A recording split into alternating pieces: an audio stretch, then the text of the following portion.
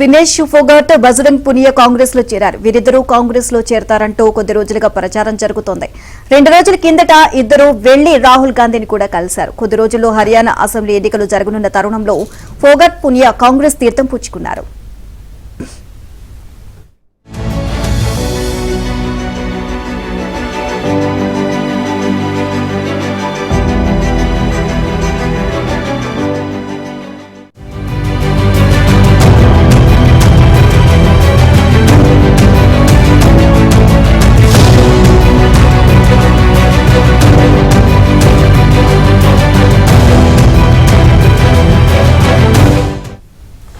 తొలుత వీరిద్దరూ ఢిల్లీలో కాంగ్రెస్ అధ్యక్షుడు మల్లికార్జున ఖర్గే నివాసానికి వెళ్లి ఆయనతో భేటీ అయ్యారు.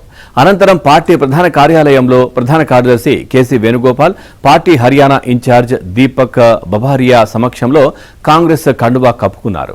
ఇక ఫోగట్, పునియా రాహుల్ను కలిసినందుకు రైల్వే అధికారులు షోకాజ్ నోటీసులు జారీ చేశారని కేసీ వేణుగోపాల్ చెప్పారు. రాజకీయ నేతలను కలవడం ద్వారా సర్వీసు నిబంధనలు ఉల్లంఘించారని నోటీసుల్లో పేర్కొన్నట్లు తెలిపారు. లోక్సభలో ప్రతిపక్ష నేతను కలవడం నేరమా అని ప్రశ్నించారు. నిన్న ఫోగట్ రైల్వే ఉద్యోగానికి రాజీనామా చేశారు.